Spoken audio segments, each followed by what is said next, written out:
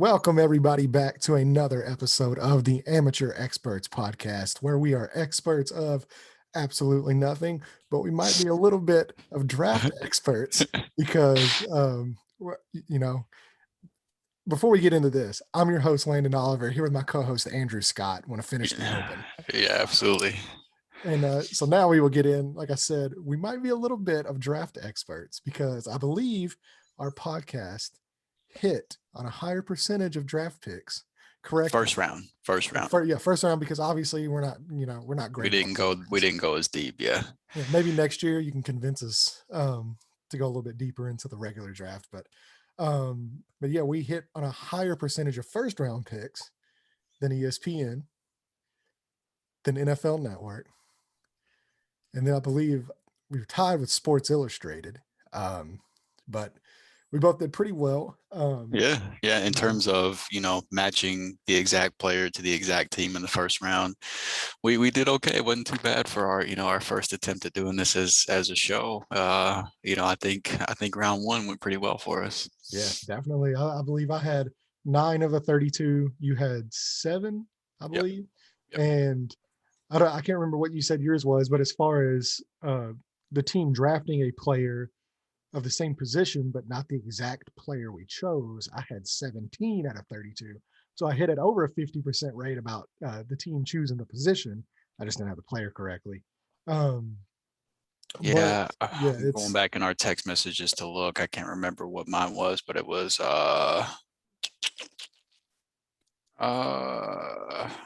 16 of 32. Yeah, so see, in terms of position, so right at 50%.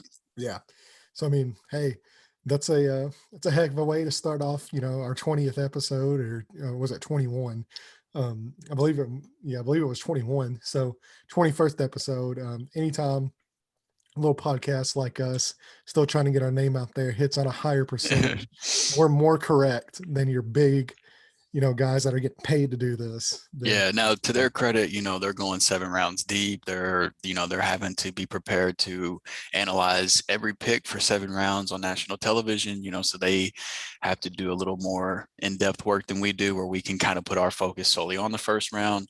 We're not saying that their job is not difficult by any means, but just, it feels good being 20 episodes deep and having that type of first round success. It was fun. It made, I'll say, just doing those mock drafts and having that in place made watching the first round much more fun than I think it's ever been for me. So yeah, it's almost like cool it's almost like fantasy is, where you have a little more investment, right, to actually watch it. So, but we want to welcome you guys here to now our draft recap.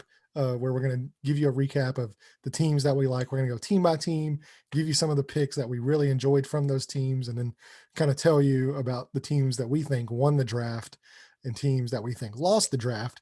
But before we get started with that, what we're not going to do, and what I refuse to ever do on this show, because I think it is the single dumbest thing of all time. And I get websites, you want to get the clicks, you want people to click on it and, all that stuff. But I cannot stand draft grades 24 hours after the draft ends. Right. It is the single dumbest exercise to me. And you have all these people criticizing all these picks and all these guys that, like, realistically still have not even shown up to rookie mini camp, much less training camp, and actually played. And this has nothing to do with the Colts. It has nothing to do with the Rams. It has nothing to do with any team in particular. It's just an exercise that I hate it every year. Every year I hate it, because you have all these, analysts and all these TV shows and all this talking about, oh, well, so-and-so, I'm going to give them, they got a D, they got a D- on their draft. And then lo and behold, 1 year from now, we're sitting here and we're looking back on it, and they've drafted 2 all-pro players. And, and yes, in that instance, I am referring to the Indianapolis Colts. And yes, in that instance, I am referring to PFF. Because I remember, people don't forget that 2018 class that was below average on PFF grades. Because Darius Leonard was in quotation marks, and I don't think this was PFF, but this was a normal consensus thing after the pick, and even the next day was in quotation marks Darius Leonard, the worst pick of the draft. So yeah, did not play out well. no, and so I hate draft grades. Now we're not going to give you grades. We will give you our thoughts on some of the picks that we liked, picks that we didn't. But just to be honest, nobody knows how this is going to play out. Nah. Yeah, I mean, there's going to be guys that we say we don't think was a good pick. It was a reach. We don't think the team did a good job of drafting. And then very much like I'm talking about here, a year or two from now, we're going to be sitting back here and looking at this and just being like, boy, what a fucking idiot. So, yeah. How dumb are we? Yeah. No, I mean, like you said, a lot of it is just purely, right after the draft, fans want to know how their team graded out. And so, these mainstream websites know if they put draft grades in the title, it's going to just generate so many clicks right off the rip. Everybody wants to know, how great or how bad their teams were. So yeah, it's just part of it, man. But yeah, I agree. I think it's extremely stupid, and it's just part of it. I mean, I've watched like you said, it had anything to do with the Rams or the Colts with our two favorite teams, but I've watched the Rams get graded as, poor draft classes every year for like the last 4 years now, because we haven't had first round draft picks. And so, there's no like big headliners there. And then every year these guys, it's guys that are just constantly hitting in the second, third, fourth, even the sixth round with some of these picks that are being made. And I mean, we just had like I think it was the 18 or 19 draft class, all like damn near the whole class just got paid either by the Rams or by, other teams. So, I mean, you never know how it's going to play out, man. And even after even if we let 1 year go by and tried to grade some of these, even then, a lot of these guys aren't done developing or anything like that. I personally have a 3-year rule because especially a lot of these positions that go in the first round, cornerbacks, defensive ends, offensive tackles.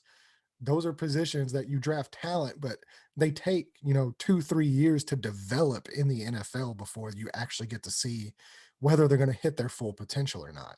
Right. Yeah. And I mean, that's why I always believe that you should use free agency to fill holes that you have in your roster that you have. And like if you're in for the draft, it should just be trying to make your team a better team. Yeah, best player available. If you're trying to fill a hole that you need production out of right now, this upcoming year, even first round picks, there's not a lot of guys that are going to be immediate impact players, game changer type of guys. Yeah, you're lucky to have 5 to 6 game changing players and that's lucky. Right. Every year. Yeah. So, I mean, like, it's easy to say, oh, that team needs a corner. They're going to draft a corner. Bam, that position is no longer a problem, from day one of next season. Like, that's not always the case. Some players do have that type of effect, but a lot of times that's not going to be the case. So, yeah, I mean, it's silly to do this early on, but, the NFL draft just ended. So what else are we going to talk about? Right. Other than what just happened, we do. Yeah. And we do, like I said, we're not going to give you grades because I'm strongly against that, but we are going to go over some of our favorite selections, some of our least favorite selections that will inevitably bite us in the ass a few years from now. Right. And just kind of give you where we think each team, either won or lost. So let's just get right into it. We are going to go in alphabetical order this time. We're not going to go top to bottom. If you don't know the draft order by now, listen to our other 3 mock drafts we did. Yeah, I mean, draft's over with, so the hell with the order. Yeah, right. So we're not going to go draft order, but we are going to go alphabetical order. And alphabetically kicking it off are the Arizona Cardinals, who I believe had a trade back in this draft as well. Did they trade back in this one? I think they did later in the draft, but I think Javonte Collins, they stuck where they were with their first round pick. But I do think they had one later on. But yeah, I mean, for me with Arizona, the headline was the first and the second round pick was Javonte Collins at pick 16, and then Rondale Moore at pick 49. Those were the 2 big ones for me. I did the cornerback they took in round 6. take going. That was a position of need for them, and it looks like it's going to be that way for the foreseeable future. So even if he doesn't help out right away, maybe that helps out. But I think the two big guys to talk about, really, for me personally at least, is Zayvon Collins and Rondell Moore. And I just think with them bringing in J.J. Watt, if Zayvon Collins does hit, I mean, that front seven could be looking really scary, especially if Isaiah Simmons continues to develop. Chandler Jones comes back healthy. Right. Yeah, I mean, And then, with Rondell Moore, um, we know about DeAndre Hopkins, and I mean the ghost of AJ Green is there as well. You still have Christian Kirk. So and then the add Andy Isabella experiment is over, maybe. So. maybe, yeah, maybe. But I mean, to me, the one of if not the most explosive player in the draft on an already exciting offense. So as a Rams fan, I don't enjoy that, but as a fan of football, I think that's awesome, and could be a lot of fun potentially if Cliff uses him the right way. Hopefully he's not doomed because Cliff Kingsbury is still trying to figure things out. But yeah, I mean, though Zayvon Collins, I thought he honestly would go a little bit later, but apparently Arizona was really high on him. They got their guy. So I mean, good for you. I do think he can be a great player. So I like those two picks particularly really well. Yeah, I mean, look, my feelings on Rondell Moore are well known, and I don't really know how many people here are big wrestling fans, but I don't know if you remember the Twin Towers back in the 80s, the wrestling tag team, just, two big dudes there. And I don't know what the exact opposite of that is, but whatever the opposite of the Twin Towers are, that's what Rondell Moore and Kyler Murray are, because they're just they're gonna annihilate teams, but they're so small. All right. And it's going to be really exciting to watch. And I know I texted you after the Rondell Moore pick, and I said, man, I love that pick. It's such a shame Cliff Kingsbury's going to be the guy that's going to decide the plays. Right.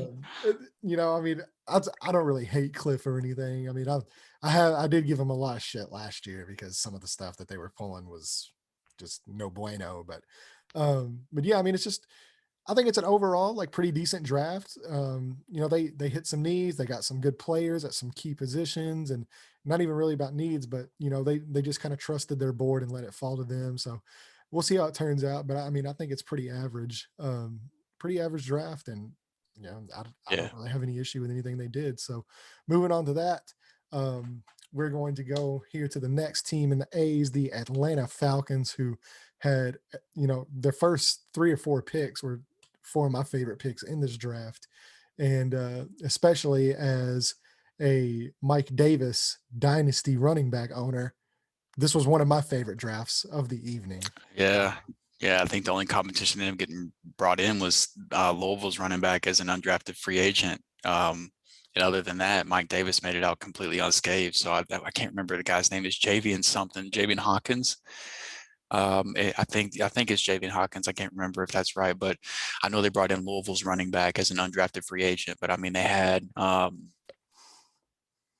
9 draft picks and didn't use a single one on running back. So I mean, that's a huge win for Mike Davis. Thank you guys. Thank you, Arthur Smith, and I'm looking forward to, as long we'll see what happens with the cuts and trades. I mean, it's still a long way to go before the season starts, but right now I'm feeling pretty good as a Mike Davis owner in Dynasty. Yeah, pretty excited.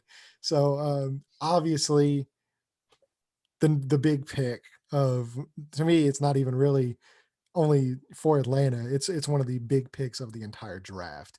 And that's Kyle Pitts, just adding another insane weapon to an already stacked offense. And we'll see what happens with the Julio Jones stuff that's going on. And there's been talk about them trading him because they need the cap space to sign their rookie class, and they're just they're so cash strapped. But Atlanta also, they're not idiots. So I think they find a way to make it work. And anytime you have Kyle Pitts joining Calvin Ridley and Julio Jones, it's basically at this point, you're just pick your poison if you're Matt Ryan, because somebody's always going to kill you. And it's And Matt Ryan's throwing for 5,000 yards. Like, oh I yeah, mean, you can plug him in for that regardless before Kyle Pitts, and now you add Kyle Pitts to that offense. Like, I hope they find some way to make this work without having to deal Julio, because I just like I don't. There's not very many teams that are gonna be more fun to watch on offense than Atlanta now with yeah, with Julio and Calvin Ridley and Kyle Pitts. And Mike Davis. Pound the rock with Mike Davis. Um, but yeah, that's going to be a lot of fun to watch. So I hope they figure out a way to make that work. The yeah. one And pick then I kind of wasn't as big of a fan of was Richie Grant in the second round, yeah, see, purely because Trayvon Moehrig was easily my favorite safety in this class, and he was still on the board whenever they made this pick.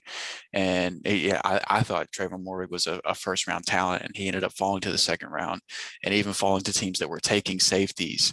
And he still didn't come off the board. So it's not that I really have a problem with Richie Grant necessarily. It's just that I was much higher on Trayvon Moehrig, and he yeah. was still on the board.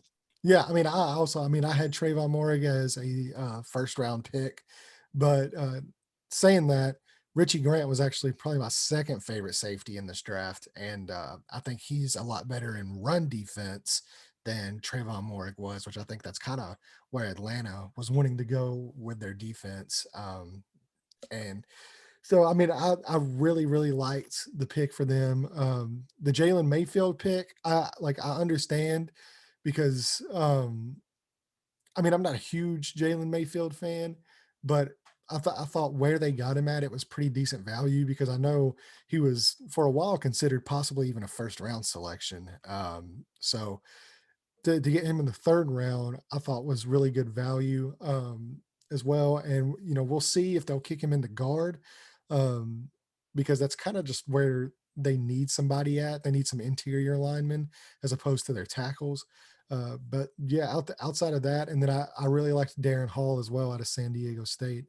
Yeah, Um, and I like the Drew Dahlman pick too for the center from Stanford. He yeah, was somebody that that was a need for the Rams, and he was one of the guys that I knew they weren't gonna address center early on, but that was a guy in the later rounds that I had my eyes on for the Rams and was hoping that they would grab. And so whenever I saw him come off to Atlanta, I like that pick too. yeah. So once again, I just think it's a very solid draft for them. And I think the top two picks for sure for me were home run picks. And I think those guys are going to be contributing in a very special way for a long time in the NFL. And I'm super excited for Kyle Pitts. I'm really ready to get this season on so I can see how this is going to play out for sure. So moving on now to our B's, we have the Baltimore Ravens, another team. They're just perennially one of the best drafting teams every single year. They have a great scouting department, and they do a fantastic job. So obviously, with the trade for Brown to the Chiefs, they ended up with two first round picks. They went with Rashad Bateman, who I believe we both. I don't know.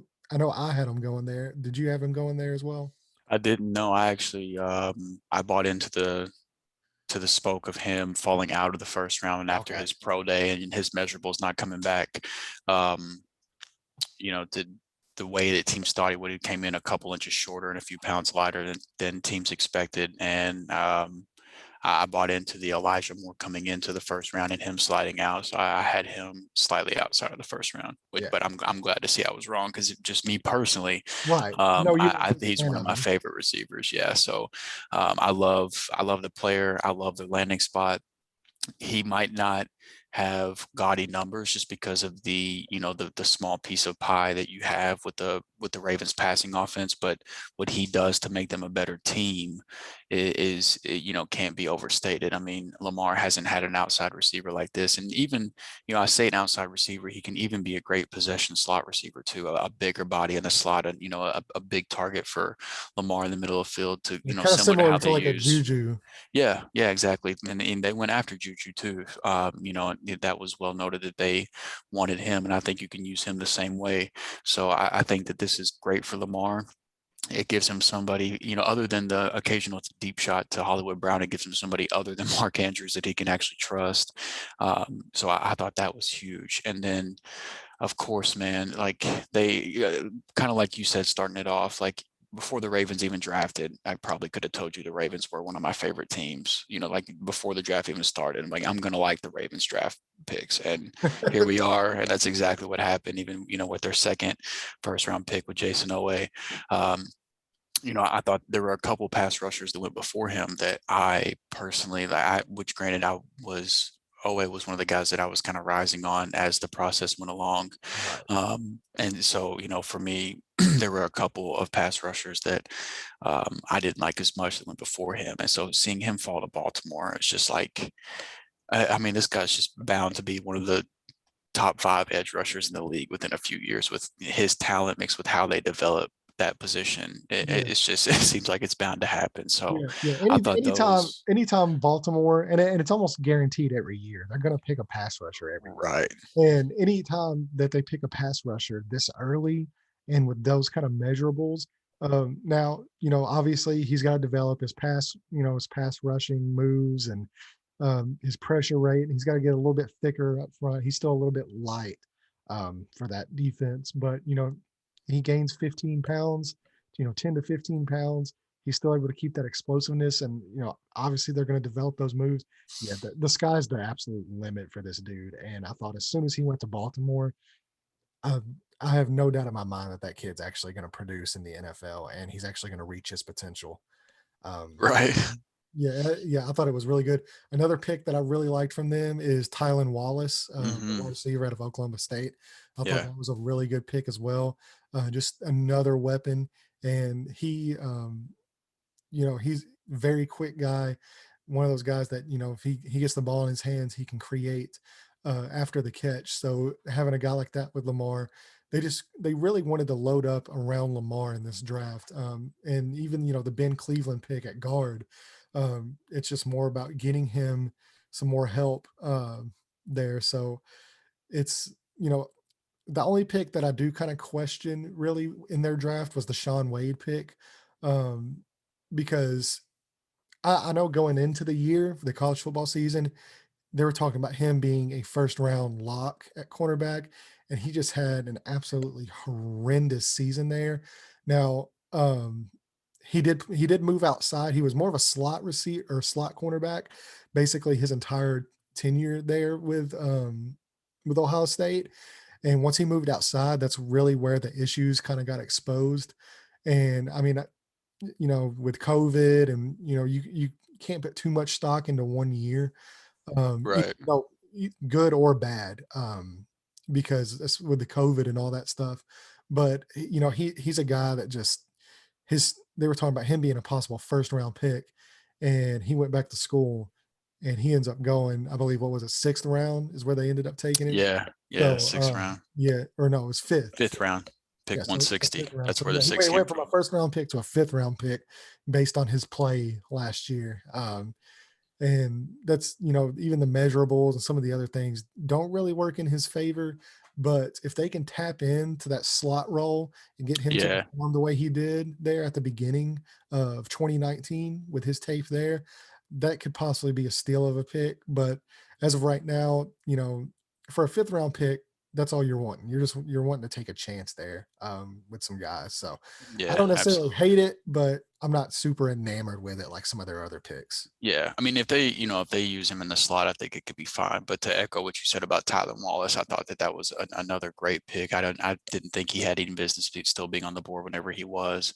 And, in college, all he did was just produce every single year. I mean, he just hyper productive, reliable pass catcher, and another guy that I think is good for Lamar and his development. And that's what this has to be about at this point. I mean, the word is they're working constantly to try to extend him, and so why not try to put him in the best position to succeed? And I think Bateman and Tevin Wallace are two receivers that are great options to do that. So as far as the pass catchers go, I mean, the word leading up to the draft was they were going to get pass catchers, and I think they did a good job in doing so with Yeah, those two guys. yeah, for sure. So now moving on to our another B team, excuse me, the Buffalo Bills, who just continue to me um, to build the right way. They want to build a winning roster, and I think they watched a little bit of that Super Bowl game because their first two picks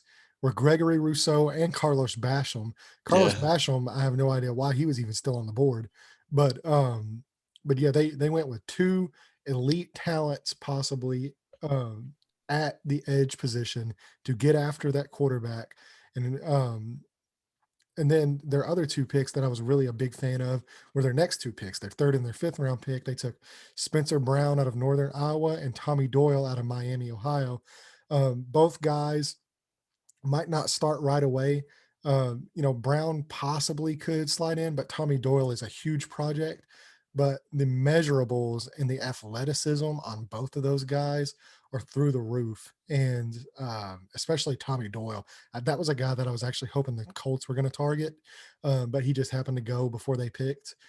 And his measurables are insane, and he's got a lot to learn, but he's got a lot of tools. So I'm really excited to see if the Bills can develop those two offensive tackles, in the future to kind of play there with Josh Allen. But yeah, pass rush, offensive line, to me, and I know you know this about me.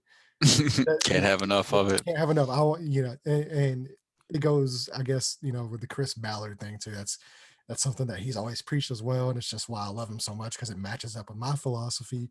Is I want to go 8 deep on the defensive line. I want to go 8 deep on the offensive line. I want to have dogs there that I can just rotate and keep fresh all year.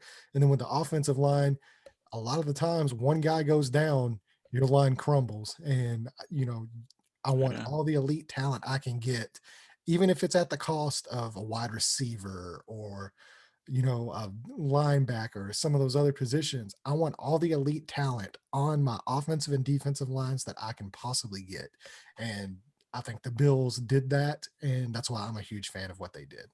Yeah, yeah, no, I mean, I really don't have much to add. It wasn't any huge glaring needs, going into the draft. So, I mean, their first four picks, just strictly, in the trenches, winning from the inside out. And, I don't have any problem with that. Gregory Rousseau could be a huge upside player, if he ends up hitting. Um, so we'll see how that goes. But yeah, I like both of their first two picks a lot. Honestly, outside of their first two picks, I didn't know a whole lot about the guys before, until I looked at them after the draft. But the first two picks, jumped off the page to me, that I think that their pass rush got a lot better after round one and round two. So I did like those a lot. Yeah. So now moving on to with our C's, we have the Carolina Panthers, who to me absolutely killed this draft. There were a lot of, there was a lot of, once again, going into these draft grades that have them at, C's and B minus and all that. And I think that that's just absolutely ridiculous, especially like their first few picks. To me, JC Horn, they got the best cornerback in this draft. Mm-hmm. And then they somehow Terrace Marshall fell all the way down there to round two. So they get Sam Darnold, another weapon. They have, you know, they have some fantastic weapons there now. Yeah. Right. And that includes their third round pick, Tommy Tremble, who I think is going to be, I believe, I talked about him on one of our other episodes, I believe, and whenever we were doing the dynasty previews, I talked about Tommy Tremble a little bit. Mm-hmm. And he's not going to be a guy that's going to beat you down the field. He's much more of kind of like an H back or fullback than a tight end, but he's a guy that's, he's the best blocking tight end in this draft, bar none. And I think he's going to surprise some people with his pass catching, because he wasn't really asked to do that a lot, but I think that's an area he can develop. So that's just another weapon for Sam Darnold. And one of my favorite offensive tackles goes in the third round as well. And that was Brady Christensen out of BYU. He was the left tackle there for Zach Wilson. And there was a reason Zach Wilson was barely touched this last season. So yeah, just it's basically all about, they're going to go all in on Sam Darnold. They even took Chuba Hubbard as the running back to kind of sit there behind Christian McCaffrey, which I thought was another really good pick. Keith Taylor out of Washington. I really, really like that pick as well, especially in that press system that they like to run. Thomas Fletcher. I don't know if you saw the phone call with Thomas Fletcher or not, but It was one of the, best draft moments to me. It was hilarious. If you haven't had a chance to watch that, go check out the Panthers Twitter feed. It's hilarious. So Yeah, that was funny. yeah, so I really enjoyed that from an entertainment standpoint. Um, that I thought they just continued to build around Sam Darnold. And honestly, after I mean, they this, already picked up his fifth-year option, so why yeah, not? yeah. So I mean, yeah, let's see what we got. And to be completely honest, the ball's in your court now, Sam. It's Yeah. I've never seen a guy go from such a swing of talent by moving situations as Sam Darnold went from going to the Jets and now going to this Panthers team, because they're going all in on him, and I'm really excited to see what's in store for them. Yeah, I still have some questions about their offensive line, but hopefully Brady Christensen will do something to help that out. And then to your point with Tommy Trimble, even if the pass catching chops don't show up, with the blocking that he brings to the table, that should help as well. And truthfully, they don't really need the pass blocking or the pass catching chops to show up. I mean, whenever you already have DJ Moore and you already have Robbie Anderson, you've got Christian McCaffrey coming out of the backfield, You and got you now Terrace have Marshall. Terrace Marshall, Yeah. lining up opposite DJ Moore or Robbie Anderson, whoever ends up being on the outside. I mean, you don't really need Tommy Trimble to catch the ball anyway. It's just an added bonus if he does end up bringing that to the table. Yeah, so I mean, those first three picks to me were just, home runs. Like you said, JC Horn is both of our favorite corners in this draft. So I was, with some of the offensive linemen that were on the board there, I was kind of surprised to not see one of them come off right here, but I was honestly kind of glad to. Like that seeing him go off at 8 tells you that was their guy. That was the best player on the board. And instead of trying to fill up, which corner was still a need for them too, but I think if you look at it, offensive line was probably the biggest hole that they had. And instead of trying to address that, even though somebody else might have been higher, they took their guy. And I think they did a great job in doing so, man. JC Horn is a playmaker. He's a baller. He's somebody that, I would love to have a corner on my team. So, I thought that, yeah, especially the first 3 rounds specifically, I thought that they killed it. And then, in the defensive interior with Davion Nixon, I didn't know a lot about him until after the draft, whenever I was, prior to us doing this, whenever I was trying to get myself prepared, looking at that. And based off what I've read and seen there, it seems like that could possibly end up being a steal as well. Whenever you look at, a 5th-round pick, I mean, that's the defensive interior class, outside of Christian Barmore, has barely been talked down a lot. So we're going to talk about one later with the Rams that I also like. So we'll see how some of this breaks down. But no, overall, I thought Carolina, that this was one of my favorite draft classes. Just looking at it top to bottom. Yeah, for sure. So now moving on to another C, and I'm really excited to get to this one. That is the Chicago Bears. It's so weird to say that we're excited to get to it, but here we are. Yeah, and if you happen to be sleeping under the rock, or a rock, not Dwayne Not Johnson. Dwayne Johnson. Yeah. Who, by the way, happy birthday, by the way, 49 years old. Oh, wow, what a cool Yeah, coincidence. yeah, happy B-Day to my boy Dwayne Johnson. A legend. Yeah, so cheers to you, brother. And but yeah, if you happen to be sleeping under a rock this weekend, the Chicago Bears made a pretty big trade to get up and take a quarterback. That quarterback, obviously, if you follow this, you know our feelings on him. Justin Fields out of Ohio State was still there at number 11. They move up, possibly remedying all the, Mitch Trubisky was taking over Deshaun Watson and Patrick Mahomes jokes. We will see. So maybe they learned their lesson this year. And I'm so excited for that Bears team now, because I think that was one of the biggest stories of this offseason is, their defense, probably the last 3 years has been a championship caliber defense. They are in win now mode. They took the running back with Montgomery for whatever reason. I thought that was a reach. I like David Montgomery, but they had other needs, and I think that's kind of Right. shown it's reared its head, because he has not been able to. He's getting tackled 3 yards behind the line of scrimmage. Teams just weren't playing up. Yeah, they were just playing to stop the run because nobody's scared of Mitchell Trubisky. They don't, and all you had to do was cover one guy on the field basically, and you take away their passing game. And that might be the guy that I'm most excited for, honestly, too, is now Allen Robinson, because Even before Justin Fields steps on the field, that's that's the what they're best quarterback Allen Robinson's yeah, ever played with. Like yeah. it doesn't even matter how bad. Like even if Justin Fields bust, he's still the best quarterback that Allen Robinson's ever played with. So that's extremely exciting, man. And one thing that for me personally, man, it was kind of annoying to watch Justin Fields get tore apart during this draft process. It Oh, seems like more no. than anybody else. I mean, for the last like what I think it would be safe to say for the last 3 years now, even looking back that deep, it's been kind of Trevor Lawrence and Justin Fields. Like those guys are going to go 1 and 2 from this class. It was kind of just a given for years now. And then for whatever reason, this offseason, after he played great in the college football playoff, like let's not forget, like it's not like that, it's not like he had like some turd games leading up to the draft and it's like, oh, what are we going to do? Like he played great. He just got tore apart. And so what I really was hoping to see, what I wanted to see was a team make it clear that they wanted Justin Fields. Like, we want you here. And Chicago made that more than clear with the package that they gave up to move up to get him at 11. And so that's so exciting and good for you, Justin Fields. And I hope it works out. It really Yeah, comes down now to what Matt Nagy, everything you didn't do for Mitchell Trubisky, you need to do it for Justin Fields. Like, I this mean, is a obviously this is a Mitchell guy Trubisky too. was the wrong choice there, but I still don't even.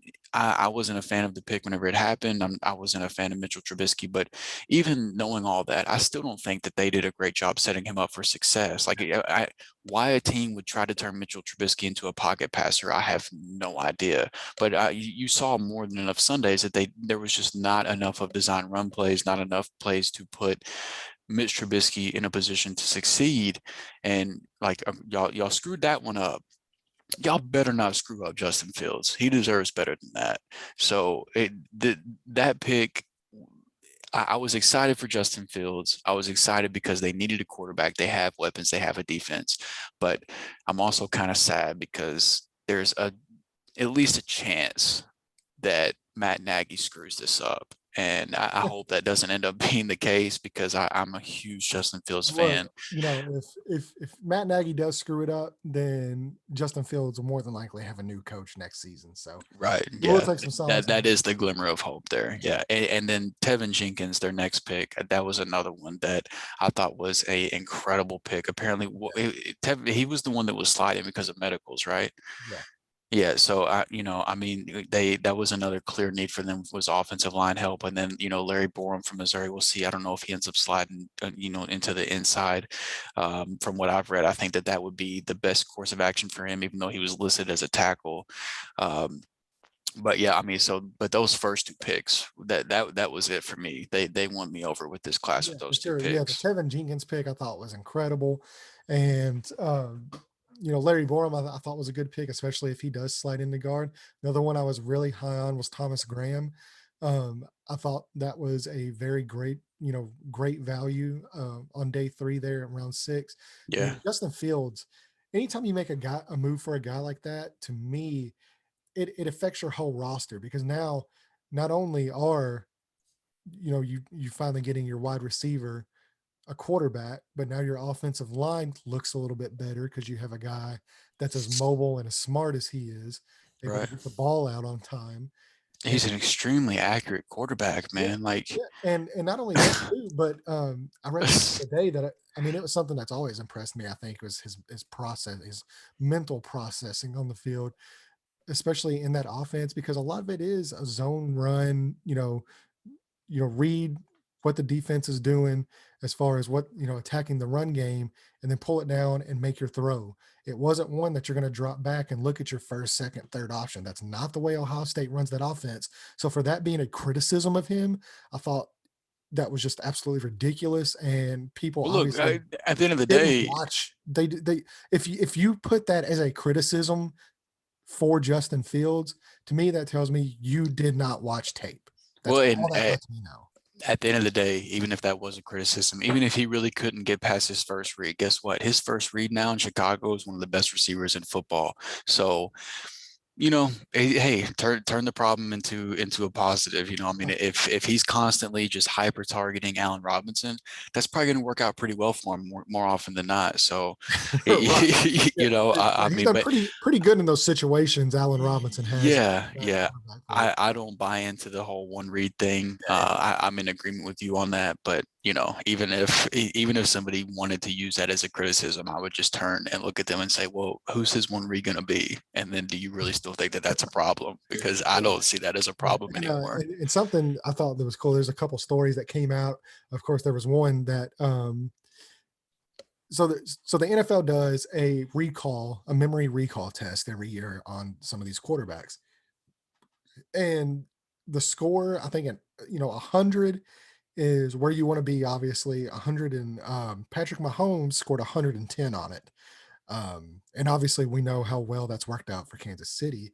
Now, obviously, I'm not saying Justin Fields is Patrick Mahomes. Before you skewer me on that, we'll see. But do you know what Justin Fields scored on it?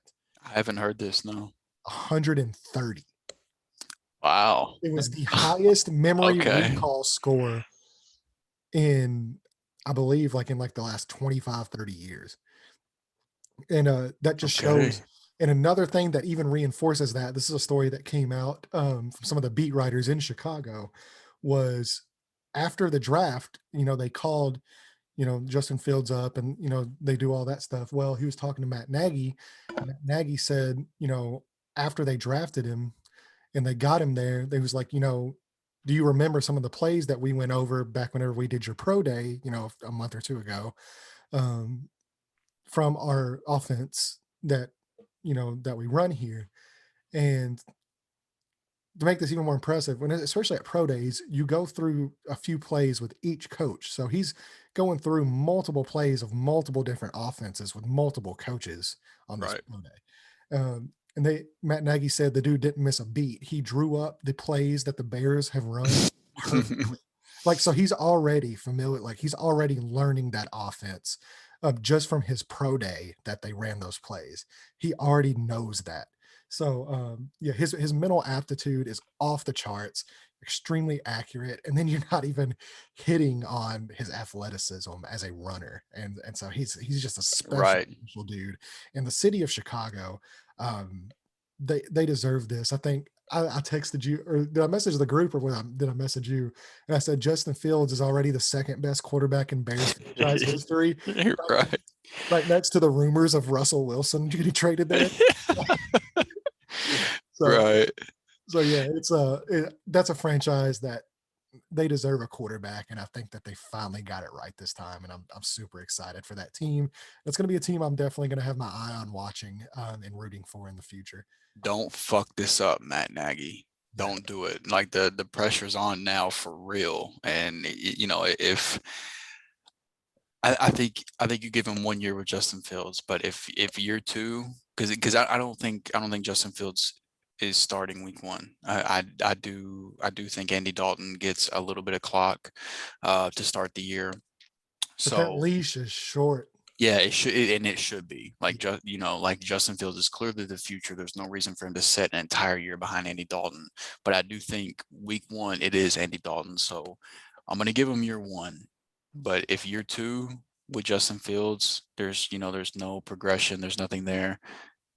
Matt's got to go. Like you can't waste Justin Fields. So but yeah, it's nice to say I'm excited to watch the Bears because anytime like if you were gearing up for like a Sunday night football game, a Monday night football game, like the one game of the week where like there's nobody else on, so obviously as football fans are going to be watching it, and you see the Bears pop up, you're like, ah, shit, this is going to be Yeah, that a yeah, low scoring. before they made this trade, the Bears were a Thursday night team. Right. Yeah, right. Exactly. So, that the fans Yeah, should be excited. That this interjects just excitement and energy into that fan base. And then, if you're a pass catcher free, if you're Allen Robinson or you're Darnell Mooney, you have to be excited about this. Like, A-Rob has to be like, thank God, finally I have some hope. And we'll see what the long-term outlook for A-Rob in Chicago is, but at least for next year, man, this should be fun. So yeah, I love what the Bears did. yeah, and that's something we haven't been able to say for a long, long time. Right. Yeah. Uh, Good for you. Now, getting into another team because I know we took a little while on the Bears, but we wanted to gush over that. Is This probably isn't going to get any easier here. well, maybe. So we have the Cincinnati Bengals here, and they took Jamar Chase, obviously a great prospect. To me, I wasn't a huge fan of their draft. There's a couple guys I liked. I really like Joseph Osai there out of Texas. That's just a guy that he's a very athletic dude, but more importantly than that, he's just relentless. Like he's just always, you know, trying to win. There's no quit in that guy, and I think he can possibly develop into a really good player for them. But they took Jamar Chase. Obviously, we know how great of a wide receiver prospect he is, but I think where they dropped the ball was passing over Penei Sewell and getting Joe Burrow that help because there were some really, really good wide receivers there on the board. Um, Especially at pick 46. We even talked about, Terrace Marshall, the other LSU wide receiver was there.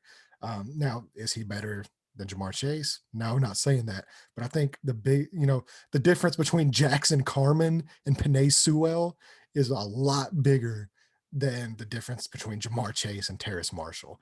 And yeah, I don't disagree with that statement, but the only reason that the only reason you can't take that statement at face value is I don't think they took Jason Carman to play the same role that Sewell would have played either. Like with them, what I would consider so far a hit on the offensive tackle that they drafted last year, and then Well, we bringing don't in. know. Well, you're right. Yeah. I mean, there's still that. Yeah, that's what I'm saying. I would consider him a year one hit so far. I think he had a good rookie year. We'll see Well, how he he no, he missed develops. he missed his rookie year. He was out. Oh, really? The tackle from Alabama they drafted. Yeah. Yeah, no, he I didn't didn't. play. I didn't know he missed his entire rookie Yeah, year. he was hurt. He tore his ACL before the season. Oh my God. Okay. Well, swing and a miss there. Yeah, Um, that's what I'm saying. but bringing in Riley Reef from Minnesota. My guess is, and again, this is just a guess. I have no idea. Clearly, after that statement, I have no idea. But I would assume that they're going to put Jackson Carman on the inside, and so and obviously, if they would have drafted Sewell, that would have been a completely different role. Like he's a franchise left tackle. You're not putting him on the inside. Like if you draft Sewell, somebody else is moving on the Yeah, inside. well, see, that's what I would have done is I take Sewell, and then the guy that they took to play left tackle last year, he projects as more of a right tackle, the guy from Alabama. So I would slide him over to right tackle, and then I would have moved Rife, inside, and then we're off to the races. We'll see what happens. And then especially with me, like you've got Tyler Boyd, you've got T. Higgins, and so then you add a guy like Terrace Marshall there in the slot, or even not Terrace Marshall. I mean, even Rondell Moore, or some of these other guys that would have been there at that slot, to play that slot role. Elijah Moore, well, I think he was gone at the time. I think Elijah Moore just went a couple picks before then, but um, Yeah, I think like two picks yeah, before yeah. But I before them mean, in the second round. there was still wide receiver talent there, and I think if you make that offensive line a strength, which I believe it would have been, if you take Sewell and you keep Joe Burrow, and then you add, like I said, a Terrace Marshall there, then you're telling me you got a really, really, really solid O line, possibly even good to great offensive line. And then you've still got Tyler Boyd, you've still got T. Higgins, and you still got Terrace Marshall for Joe Burrow to throw the ball to. It's just a lot more enticing than pinning your hopes on Riley Reef and a dude that hasn't played a down of football, in the NFL as your swing tackles. And Jamar Chase is great. I just thought it was more of a luxury pick. I love the player. And I even love the quarter. Like I love the situation too. Like I love him going back with Joe Burrow. I think it was a move that sells tickets. I don't think it's a move that wins football games. Okay, that's why I was confused. Jonah Williams wasn't a 2020 pick; he was a 2019 pick, and Yeah. so his rookie year 2019 is the one that I was referring to that I thought went well. And then, yeah, as you mentioned, the injury concerns um, already. Okay, I was wondering why I was so lost there, but yeah, okay, just quick Google search cleared that up for me.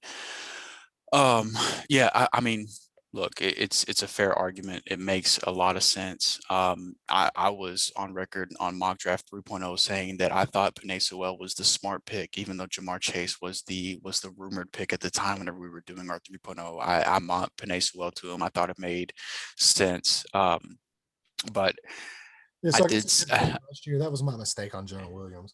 So he Um, has played in the NFL. He did play last season. He did miss his rookie season, his full rookie season. yeah. So He did play 2020. yeah, I think they might have something there. I mean, we'll see. I mean, injuries are already Well, a then, like I common said, he occurrence for projects as more of Cincinnati. a right tackle. That's just somewhere that I think he played more at Alabama. I And know and Riley Reef, did he play right tackle for he played left Minnesota? tackle for He played Minnesota. left tackle. Okay, so you could potentially. I mean, we'll see. Minnesota had a pretty solid offensive line, so we'll see how that works out. I basically what I'm saying is I can see how they arrived to the decision of drafting Jamar Chase in today's NFL with the upside of the explosive offense and things, and then just the admiration of seeing Jamar Chase going back with Joe Burrow and the magic that they had in that 2019 national championship run. It's tough to pass up. And then you've got Burrow himself was on the record apparently telling Cincinnati, hey, go get Jamar Chase. He's a special player. And we all know he's a special player. That's not the debate to be had Right. here is if Yeah. Jamar No. Yeah. Chase I'm is not good or saying not. that. I'm not saying it's a Yeah, bad pick. right. That's not the debate we're having here. And there were offensive linemen at pick 46 that I like more than the one that Yeah. they took. Now, if they end up moving him to the inside, I think that makes a little bit more sense, and maybe I don't dislike the pick as much because then you're still addressing the offensive line, and if you think you have your left tackle on Riley Leaf and your right tackle on your 2019 first round pick, then in Cincinnati's mind, they've got those positions covered, and then they need to start filling in the interior. Obviously, the offensive line as a whole has to improve. Like if Joe Burrow, if Jamar Chase and Tyler Boyd and T. Higgins, it looks like a fun trio on paper. But if you don't have somebody to get them the ball, if they don't have time to get the ball to them, then it's not going to matter. So your position makes sense. But I said on 3.0, I thought this was the smart pick. But if the Jamar Chase rumors were true, I wasn't really going to be mad about it either. So, and that's basically how I feel today. I would have went a different direction in round two, but if if they do end up moving him inside, then that's okay too. We'll see how that goes. Yeah. So moving on, that's just going to be one that time's going to tell. Yeah, Uh, right. so moving on here, we have the Cleveland Browns, and to me, this was my favorite draft out of every draft in the NFL. It's weird to say this about the Browns; they have become, to me, one of the better run front office and organizations in the NFL. They're extremely smart. They're extremely, savvy with the way they draft. And I think they just build things the right way. I'm really, really excited. And it's long overdue for the Browns. Obviously, they made the playoffs last year, but for them to build on what they've done there this offseason, and I think to me, they have the most complete team outside of Tampa Bay in the whole NFL. Um, so we'll start with the first round pick. That is Greg Newsome, who just solidified. It's just another really, really great cornerback in that DB room. It's already a very one of the most talented DB rooms in the NFL to begin with, and then you add Greg Newsome to that. That's going to be excited. And to me, the biggest robbery of the draft was um, in round two at pick 52, they got Jeremiah Owusu Koromoa at a Notre Dame to join that linebacker room. And that's, I mean, that's just ridiculous value. We both had him as an easy first rounder, um, possibly even a top 20 guy. And for him to go at 52 is just absolutely ridiculous. And then there's some other, I really like James Hudson out of Cincinnati. That's a really good offensive tackle pick. I love the Tommy Togai pick out of Ohio State, the defensive lineman there. I thought that was ridiculous value as well. And that was a position I thought they needed to attack was the interior of that defensive line. The fact that they got that dude on day 3 is insane. And then I really love the Richard LeCounte pick out of Georgia as well. The safety, once again, adds another weapon to that DB room. And I thought there was no way that guy should have been a 5th round pick. So, I mean, they just hit on value, it seems like, at just about every single spot there in that draft. And um, it was my favorite draft out of every draft, was the Cleveland Browns. And I'm super excited to watch that team next year. I believe they're plus 400 right now for division champs of the AFC North. So if you are a betting man, which I was earlier today, go smash that plus 400 on Yeah. the Browns. And because I have a feeling here in about a week or so, that's probably going to change. Yeah. I mean, look, I really don't have a lot to add that you haven't already said. I mean, for me, once they took Jeremiah Owusu-Koramoah in the 2nd round, I didn't care what they did the rest of the draft. This was a home run. The fact that they got Greg Newsome where they did, and you've got Denzel Ward on the outside. You've got Greg Newsome now complimenting him on the other side. You've got Pro Football Focus's best slot corner for the last 2 years in Troy Hill. They brought him in free agency. So you've got the slot corner cover that doesn't even talk about Greedy that's going to be coming back next year. Yep. And then And in their safety room, they brought in one of the best safeties in the league, John Johnson. That secondary went from, at the beginning of this offseason, the secondary was a question mark, and now it's a strength. And not only a strength, it's possibly, other than the Rams, which, I mean, we'll see how big the losses, affect them. But it's not only a strength, it's possibly the best secondary. It's up there with one. They're toward the top of the league now. Yeah, I have them in Baltimore as probably the 2 best secondaries in the NFL. And so I mean, their offensive line is completely set. They've got playmakers on the offensive side of the ball. They've got they've got one of the best running back duos, probably I would say the best running back duo in the league, yes. Which is and they're a heavily run heavy team. So then not only that, but then Myles Garrett. Like I said, I was a huge fan of the Tommy Togai pick at tackle. Yeah, and then they did.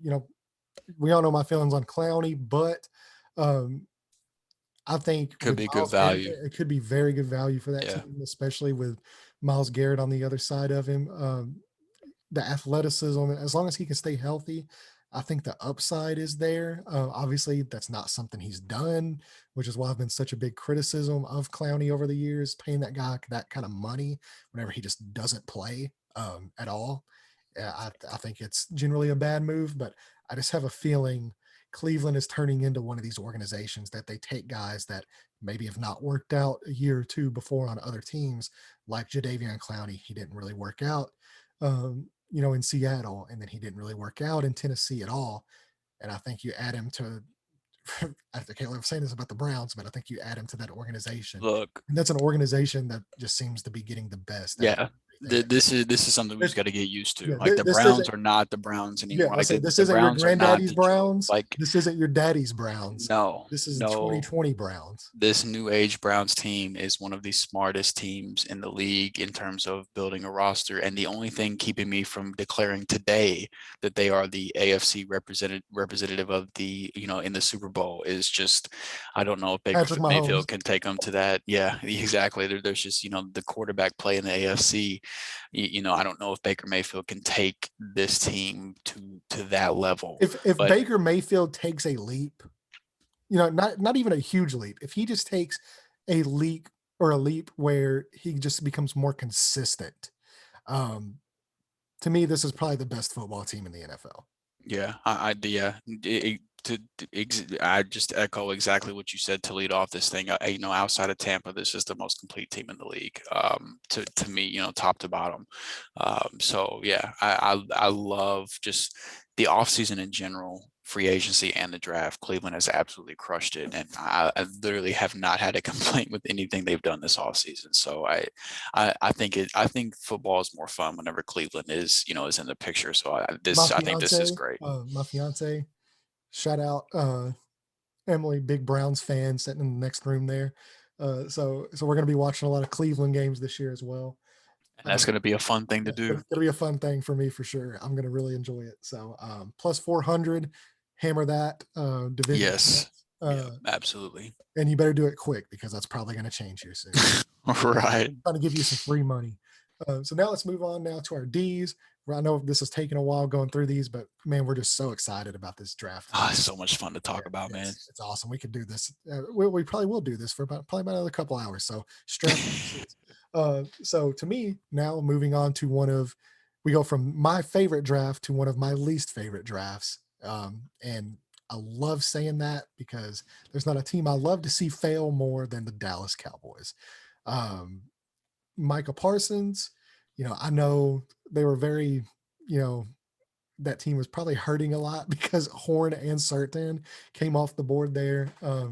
Yeah. And they ended up trading back, I think, because surely just because of that, because J.C. Horn and Patrick Surtain came off the two picks right before them, I think is what probably led them to trading back. Because I don't know if I saw a single mock draft that didn't have them taking one of those two corners, at number 10. So for them trading back to 12, yeah, I think the surprise was Denver. That just kind of threw a big wrench in their plan. Yeah. Oh, yeah, definitely. I mean, you've got Justin Fields sitting there, and you have a clear need of quarterback, and that was kind of one of the biggest misses, I think. I mean, I like Patrick Surtain, and we'll talk about Denver in a second, but yeah, that was one of the most shocking first round picks for me, without a doubt.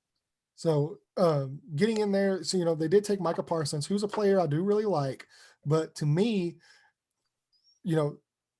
I know Sean Lee retired, but they still have Jalen Smith. They still got Vander Esch. Neither one of those guys can stay healthy. And even when they are healthy, do they really even have them? But even when they are healthy, they just have not performed up to level. And I never forget it. Madden, I'm looking at you. Media, I'm looking at you.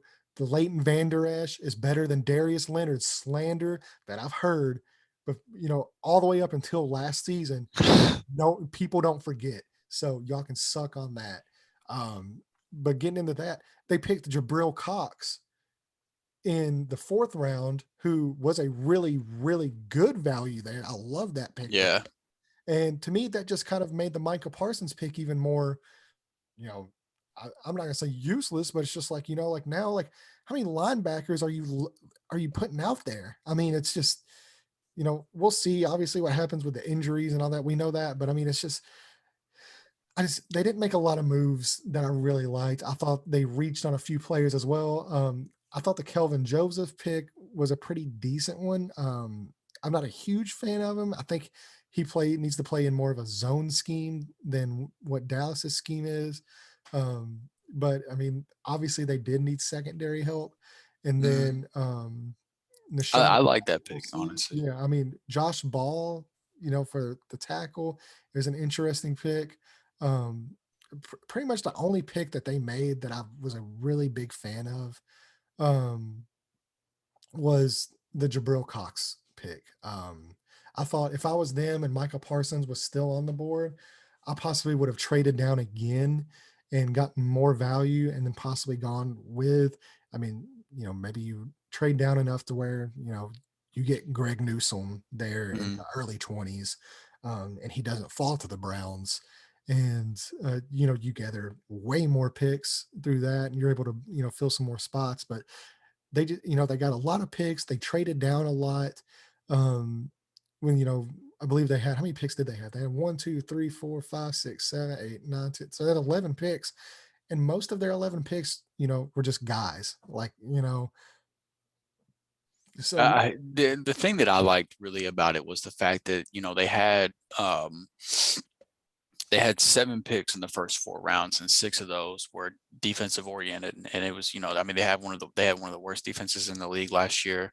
And I didn't really have a problem with them doubling up at linebacker with Micah Parsons and Jabril Cox, just because of where they got Jabril Cox at. I mean, like, again, referencing, a lot of the pre-draft work that I do is just looking at, at the Rams, just being a Rams fan. And the linebacker was a big need for the Rams, and their first pick of the draft was in the second round. And a lot of the pre-draft talk was possibly looking at, Jabril Cox might be a fit in the second round. I think it was like pick 57 for the Rams. I mean, he obviously ended up falling, but where they got him at, and then again, we've already touched on the health issues and just having linebackers on the field in general for them.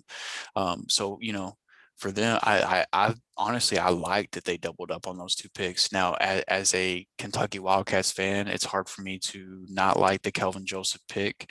I do think that he has some work to do as far as being a consistent corner, but he definitely brings plenty of speed to that secondary, which is something that I think they were definitely lacking last year. So for them missing out on the 2 corners, I think that they were targeting in the first round, I don't think that that was a bad consolation pick in the second round.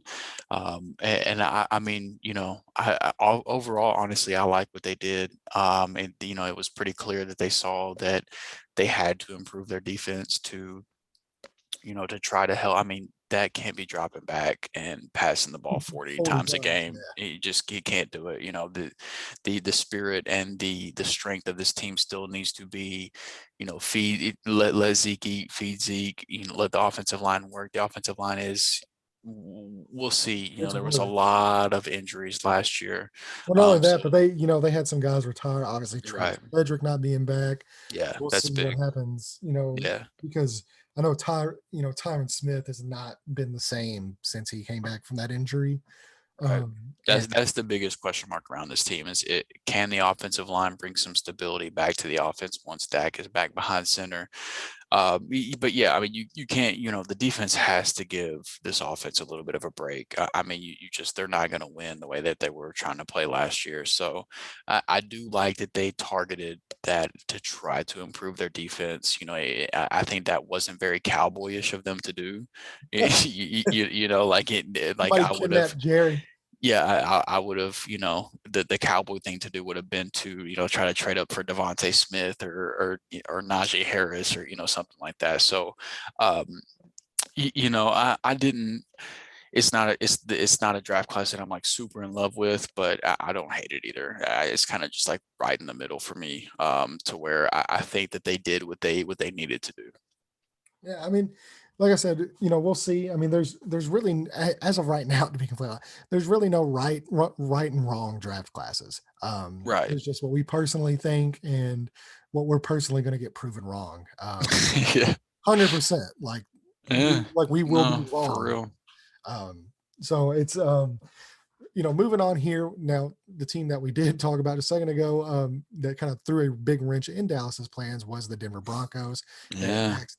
The Patrick Surtain pick out of the quarterback out of Alabama. I thought, we'll see what plays out in the quarterback position.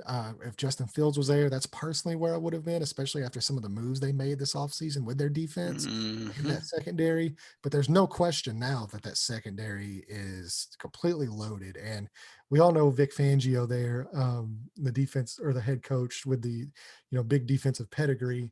He's going to love that guy. And they have some very high level shutdown cornerbacks. And those are guys that you're going to need when you're playing in a division with the Chiefs. So, And the Chargers too now, apparently. And I Justin mean, with Justin Herbert. Herbert. And, so we'll see. Javonte Williams, the pick there at running back. Love the player. He's one of my favorite, he's actually is my favorite running back in this class. I don't get it.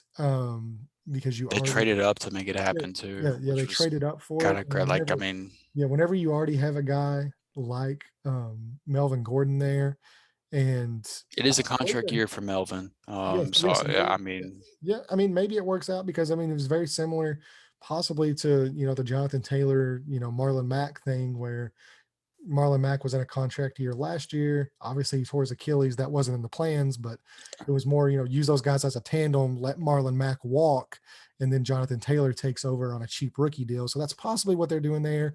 But yeah, I mean, maybe it's just me being salty about the fantasy landing spot. I wasn't a huge fan of that one, but I love the player, and I really did like the Quinn Moran's pick there. I think he's a guy that can move inside, play Oh center, yeah, possibly yeah, the he'll guard. definitely. Yeah, I thought that was a really good pick. Caden Stearns, I thought was a really good pick. Jamar Johnson out of Indiana, I thought was a really good pick. Um, let's see. Outside of that, I mean, I'm not super familiar with some of those other guys. Seth Williams, the wide receiver they got out of Auburn in round 6. I mean, he's like like a less complete DK Metcalf. Like he doesn't obviously have the skills that DK does, but the same type of, he's a big body, huge receiver with a limited route tree. We'll see what he ends. He's a developmental receiver prospect, and the reason I kind of like that pick for Denver is they don't need him, to contribute right away with the depth that they have at receiver with Cortland Sutton and Jerry Jeudy and KJ Hamler, things like that. They don't need him right away. So, I mean, he's a developmental pick in round 6, which I didn't have a problem with. I thought that could be something good for them.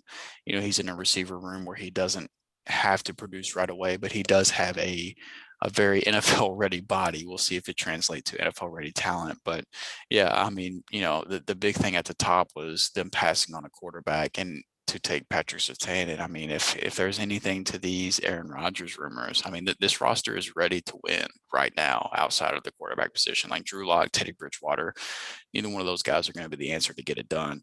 But outside of quarterback, this roster is ready to win. So if they can get that figured out, I mean, we'll see what happens with the Aaron Rodgers news, which we will talk about whenever Green Bay's up. But that's a team that was rumored. There's some smoke there that he's rumored in going there if he does leave Green Bay. Which if that happens, we'll see. That's going to be a very tough team. That division, Jesus Christ. Yeah, for sure. So now we will move on to my second favorite class that was drafted. And this is another weird one for me because, my favorite draft was the Browns. My second favorite draft, the Detroit Lions, are next. Obviously, to me, they are they're building the correct way, the way winning teams are built, and that is inside out. They're clearly in a rebuild. They're not planning on contending unless Jared Goff just becomes the second coming of Peyton Manning somehow. But they've got Jared Goff there. I think they're clearly just wanting adequate quarterback play to where maybe they pull off a few upsets, but they're clearly rebuilding. And to me, the way you rebuild a team and for sustained success is you build inside out. They take the best offensive lineman, Penei Sewell, who slides down, and now they're able, they've probably, unless something crazy happens, they probably have one of the better tackles in the NFL over the next decade. And then after that, I really loved both their defensive interior picks that they made, the Levi Onwuzurike out of Washington, and I really like the Alim McNeil out of NC State pick. Those are both really impressive athletic guys.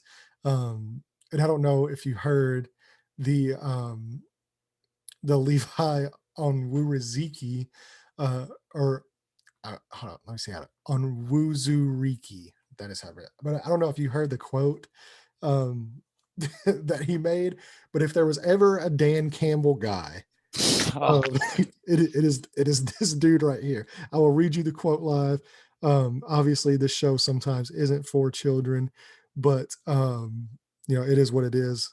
I'm not gonna. Yeah, I mean, I click not for children on this before I post it on YouTube. So I'm not gonna censor myself, for whatever reason. But so this was the quote after he was drafted with the Lions media. This is the most Dan Campbell quote in the history of Dan Campbell quotes. I like fucking people up. I like to get off the line and just put my helmet and my hands on an offensive lineman and fuck up an offensive scheme. I like pushing them back 2 to 3 yards and just making them feel like shit. Yeah, I'm surprised Dan Campbell didn't trade up in the first round to draft that guy. I think he's gonna I be the mean, greatest player of all time. yeah, So, yeah.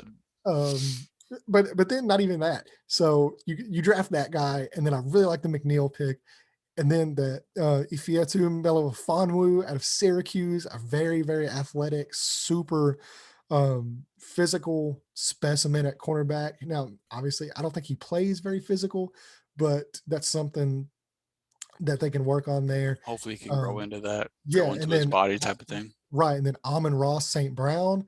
That was a home run pick for I me. thought that was an awesome pick for them. I love Yeah. the Derek Barnes pick as well out of Purdue. I think he's a really good linebacker, and I love the Jamar Jefferson at the end of the 7th round. Just It's a a really guy, good running back room now. yeah. And I think if he's your 3rd, 4th running back, I think you've got a pretty decent room. And you know, those are the type of picks that I really like. Or if you are going to take a running back, maybe do it towards the later rounds, and then maybe if a guy falls to the 7th round, you just take a shot on him. So it's Yeah. to me, Well, I this mean, is my 2nd favorite draft. I yeah. really like what they're doing there in Detroit, and that's another team that I think they're building the correct way. And if these players do end up, hitting and they're able to secure those lines, and maybe in the future, maybe a year or 2 from now, once they have a bunch of cap space with Golf's contract coming off and some of these other guys' contracts coming off, they're able to get that cornerback or that quarterback and maybe spend some in free agency. This is a team that I'm definitely going to have my eye on in the future. Yeah, that was basically what I was going to say with the Detroit Lions. It's just another team similar to Cleveland that you're going to have to get used to not really making fun of as much, because with the front office hires that they've made, I had no doubt that I was going to like this draft class. Like, I mean, GM Brad Holmes came over from the Rams, and he brought over some front office personnel that were long tenured front office personnel with the Rams, similar to what Brad Holmes was. And, I talked about earlier how the Rams had several late round picks that they have hit on in the past, and Brad Holmes was a big part of that. And a lot of the guys that they hit on in the later rounds were guys that Brad Holmes himself was pushing for. And so, with the front office move that they made, and I loved, if you haven't seen the video in the Lions war room after they picked Penei Sewell, just seeing the excitement. They were Like jumping it, around and hugging. yeah, I mean, it's, Brad Holmes You is want to like know why? You want banging to a know why they were doing desk. that? Because they knew the Bengals fucked up. Yeah, and yeah, I mean, that's a fair way to feel. And but it's a level of excitement that and commitment to winning that Detroit probably hasn't ever had. Um, so I had no doubt, even before going into the draft, just knowing what Brad Holmes has done for the Rams over the years, I had no doubt that I would like their draft class. And then now seeing it on paper after it's over, it's exactly what I figured it would be. And this is something you're going to have to get used to. Detroit's not going to be a destination for free agency. Like teams, free agents are going to be dying to go out and sign long-term deals to play in Detroit. So they're gonna have to win and build to the draft, and I think they have the right guys on staff to do so. So I mean, I love Penei Sewell. Obviously, that was a home run pick in the first round, easy as can be. The cornerback out of Syracuse that you touched on, I don't think that he was. I think he was a top 100 player, and they got him at 101. And whenever I say top 100, he was, way in front of that. But just to use an easy number, then Amon-Ra St. Brown, that that's the best receiver on the roster right now, and they got him in the 4th round. Like, I know they have Tyrell Williams, but Amon-Ra St. Brown is going to be the best receiver on that team, and I like, honestly, I really like, so, Jared Goff is going to be a bridge quarterback for them. Like that's not the quarterback of the future. At least that's not the way that it's expected to be. So you don't need a Jamar Chase or somebody like that on the roster right now, because you're probably still a couple years away, at least 1 year, maybe 2 years away from drafting your franchise quarterback anyway. So, and so by that time, you're talking about, like, if they were to get Devontae Smith, And then 2 years from now, they get their rookie quarterback. So then Devontae Smith is already 2 years deep into his 5-year rookie contract. And then the rookie quarterback starts to develop. And you're talking about by the time you're comfortable with your rookie quarterback, Devontae Smith is damn near ready for his first extension. So you don't need that right now. So I like that they waited on that and they built from the inside out. And I do think, I think this is another team that they're just going to continue to hit over the draft. And Detroit's going to be another team where I'm just going to kind of expect to like what they do in the draft with the front office pieces they have in place now. Yeah. So moving on now from Detroit, we do have Division rival. Yep, the Green Bay Packers. And to me, this was a draft I was not a very big fan of. There were a couple picks I really did like, though. I did like the Shamar Jean Charles out of Appalachian State. I was, very, very high on him as a cornerback. He was at obviously Appalachian State's a smaller school, but he's just very long and he knows how to play the position the right way. So I thought that was a really good pick there in the 5th round. I had a day 2 grade on him. And then outside of that, I think Josh Myers could be decent, but why not take Creed Humphrey? yeah, Am I crazy for feeling that way? No, you're not. I mean, he needs a lot of work. I mean, he's very, he's a strong dude, but he maybe even gets a little too aggressive because um he just tends to overshoot a step. So he's going to need some development. Eric Stokes, I thought, was a huge reach in the 1st round. Yeah, I Um, agree. Amari Rodgers, I think, can be a pretty decent. They finally got a wide receiver for Aaron Rodgers, and of course, it is an A Rodgers. Maybe they were just trying. I mean, look, let's just talk about the big news here with the Packers. Their draft wasn't that great. The big news is that Aaron Rodgers supposedly is on the outs with the organization as far as the GM goes. Um, they, from what I understand, it's got nothing to do with the coach. It's got nothing to do with the owner. He just does not like the GM, and this possibly has something to do with the contract dispute going on between them.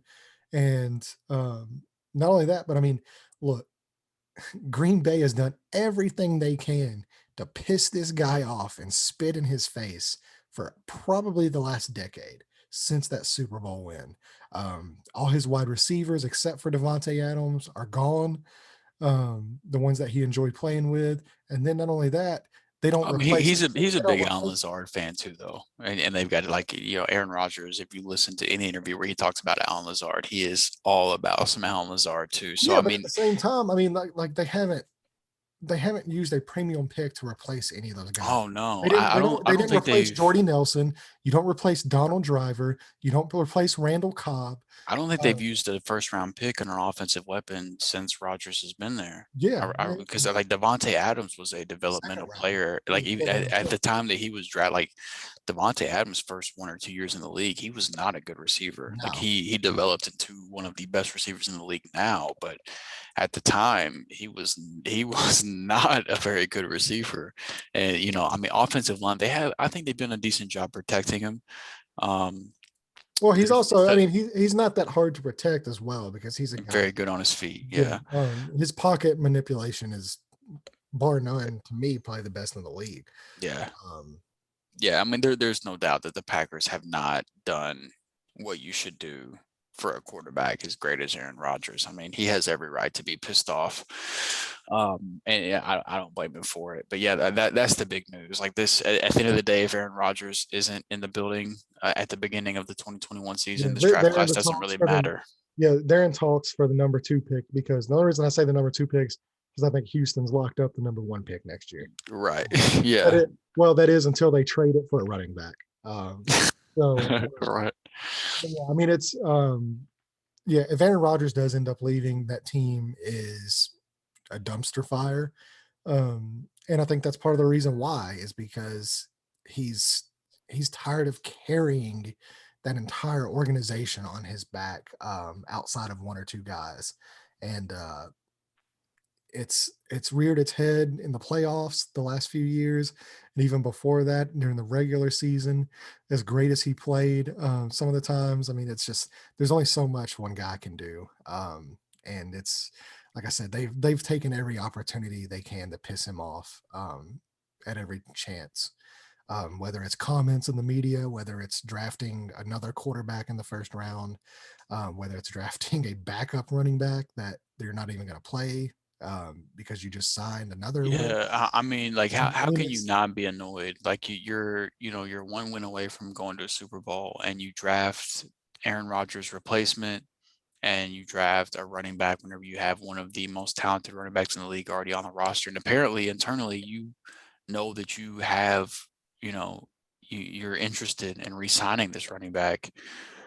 I mean, like, I thought it was a foregone conclusion that Aaron Jones was gone whenever they drafted AJ right Dillon with the second round pick. But then you turn around and re-sign him, which for I money I or I, a I, I big, don't like, don't never pay running back, but like Aaron Jones is a very talented running back. Like the Packers are a better team having him on the roster. But if you know you have interest in re-signing him, why the hell are you drafting AJ Dillon? Why the hell are you drafting Aaron Rodgers' replacement? It's just like, yeah, I mean, how can you possibly blame him for being pissed off? So yes. yeah, But that's it is what it is. It's something that we're definitely going to be monitoring the rest of the summer, because from everything we understand, and from everything that's being said out, which obviously, everything, the main things happen in the dark. Nobody ever truly knows until you know. But it seems like both Aaron Rodgers and the team have made their lines in the sand, and they're not budging. So it's going to be interesting to see who kind of proverbially um, blinks first in this situation. So right. at the end of the day, Aaron Rodgers can go host Jeopardy with Shailene Woodley as his new which he's bride. which he's very good at. Yeah, yeah, guys awesome. He looked good in the Kentucky Derby Yeah, this he weekend did. as well. Looked very unbothered. Yeah, like the suit. So let's move on now to. Speaking of the team that's in the running for the number one pick Yeah, I don't next think year, they're in the running. I think they have they it should be the coming. odds-on favorite. Yeah, for sure. This is to me the biggest dumpster fire in football. The new Um, Cleveland Browns. yeah, this. I mean, I don't even want to put Cleveland Browns in this conversation. This is a whole different level. This is like the 1970s Saints without Archie Manning. Uh, so this is the Ants. Um, so we have the Houston Texans, who are doing everything they can to live up to that expansion franchise name. Uh, Round three, obviously they didn't have a first round pick. They didn't have a second round pick. Um, because Bill O'Brien, the GM, is bad. But I mean, they get a new front office. So you get a new front office. They come over there from New England and some of the other spots like that, and you're thinking, well, it's like, well, there might be some smart guys, and the most telling pick probably in this entire draft is the first pick they made in the third round, and that was Davis Mills, the quarterback out of Stanford. Whenever you Right. have a first round pick, you don't have a second round pick. Your entire team needs talent at every position. There's not one position on that roster that does not need a talented player. Um, and they go with quarterback. And I think that's kind of speaking some volumes to this Deshaun Watson situation. Um, A it's lot of rumors out there that he won't be playing this year. So Yeah, and if any of this stuff is true, which who are we to say it is? Who are we to say it isn't? Obviously, everything will come out in the court of law. But if everything is true, it's possible Deshaun Watson never plays another down of football again to begin with. So we will see how this plays out. But Davis Mills is very possibly your starting quarterback next year for the Houston Texans, and then Nico Collins. that's what I'll, sucks, is it makes it hard to like the rest of these picks, because yeah, honestly, like, I like Nico Collins as a player. I like Brevin. I think Brevin Jordan, outside of Kyle Pitts, I think Brevin Jordan is the best pass catching tight end in this draft.